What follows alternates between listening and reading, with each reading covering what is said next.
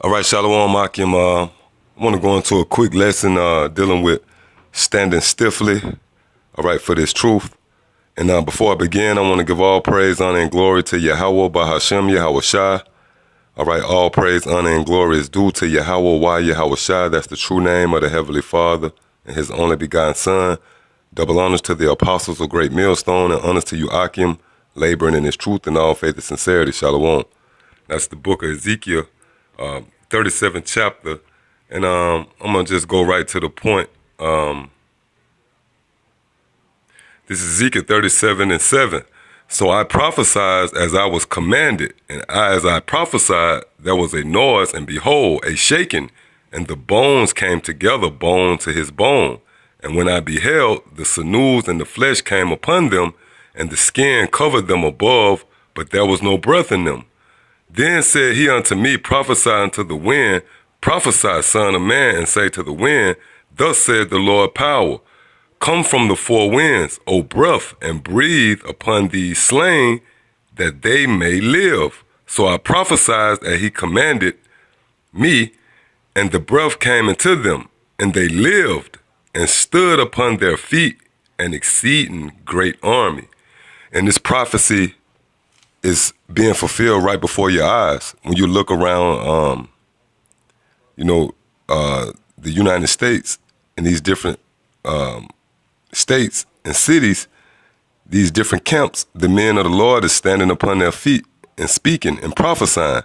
And for that matter, all around the world, because we got brothers, here at Great Millstone, of course, throughout the four corners of the world. So this prophecy has been fulfilled before your eyes. And now what we're going to examine is they stood on their feet, and we're going to look into we're going to look into standing stiffly, but they stood upon their feet. Now you got guys out here that's standing, different camps that's not a part of Great Millstone in these different off-brand camps. And they standing on their feet, but they standing when it's convenient to them. They standing when the weather is perfect, or they standing when they have no opposing force, all right? When everything's going smooth, they standing when there's no adversity. But the point is, thus the title of this lesson is standing stiffly, all right? And those guys, they standing, but they're not standing stiffly, so they don't line up with this prophecy here. Only the men of Great Millstone line up with this prophecy. Because our head, starting with Apostle Tahar on down, we push, all right, being instant in season and out of season, man. It could be winter time. It could be pouring down, raining. It could be 90, 95, 99, 100 degrees. But the Lord didn't tell you to stand when everything is perfect. We are commanded to stand and prophesy. And you can't will yourself to that, man. You got to be you got to be a prophet, right? So now we're going to go into the book of 2nd Ezra, the 2nd chapter, and I think the 47th verse. Let me see. I start at the 44th verse. So I asked the angel and said, sir, where are these? And this is the prophet Ezra speaking. And, when you deal with Ezra asked a lot of questions. If you got a lot of questions in the spirit, 2nd Ezra is a good book to read because Ezra asked a lot of questions and the Most High answered his questions. It even got to the point where the Most High had to tell Ezra, to basically ask him no more questions. All right, so I'm going to read it again. This is 2nd Ezra 2:44. So I asked the angel and said, sir, where are these? He answered and said unto me, these be they that have put off the mortal clothing and put on the immortal and have confessed the name of Yahweh. Now are they crowned and receive palms. Then said I unto the angel, what young person is it that crowneth them and giveth them palms in their hands? So he answered and said unto me, it is the Son of the Most High, whom they have confessed in the world. Then began I greatly to commend them that stood so stiffly for the name of the Lord. And see, that's the difference. You got some men that's standing, but other men, which like I said here at Great Millstone, that stand stiffly. Now what I did, I looked up that word stiffly, man. All right? And I went into the Merriam dictionary, okay? We're going to look at it, all right? Simple definition of stiff, all right? Difficult to bend or move. Painful to move or use, also showing pain in movement or use. Thick and difficult to stir or pour, all right?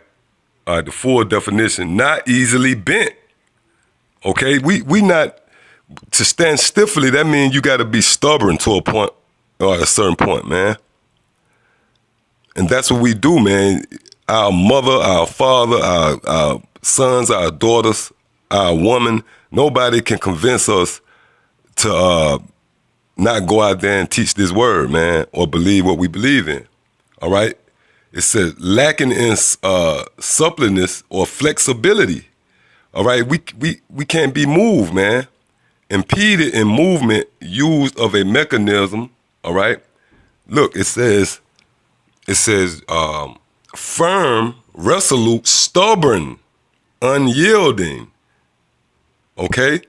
They go off with the proud because we ain't proud, but you know, if you look at it, we proud as far as in the spirit of Yahweh Hashem Yahweh Shai, because we're not going to be moved with any wind of doctrine. We can't be shaken. But as you notice, it says stubborn and unyielding, man. See? So to stand stiff is the difference between standing and standing stiff. All right, we're not. You got guys like IUIC, they go out. You got Sabak and his camp, they go out. You got IUSP, all this different bullshit, man. You know who the cast of characters are, but they're not standing stiffly. Why? Because for the most part, a lot of them are sold out. They bend, man. They yielded. All right, they compromised their integrity. But here at Great Millstone, we stand stiffly, man. We don't care if you don't like us. We don't care if you don't believe in the doctrine. See, we stand stiffly, man. It could be our mother, man. And guess what? We're not gonna yield. All right. I'm gonna end off with one more precept.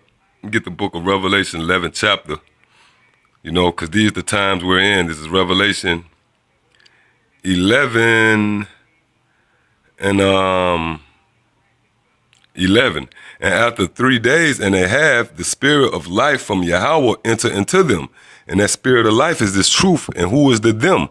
The elect men, the hopeful elect, starting here at Great Millstone, man. And they stood upon their feet, and great fear fell upon them which saw them. All right, and we stood upon our feet, and that great fear fell upon who? These elites, man, and these different guys in these rulership roles. Why is that fear fell upon them? Because we are not only standing, we're standing stiff, man. All right, we standing stiff, and that's the difference. So, hey, even Ezra said, I began to commend those that stood so stiffly, all right, for the word of Yahweh Shai. So with that, I hope you, Akim, the true Akim, was edified and comforted by these scriptures. Until the next time, Shalom.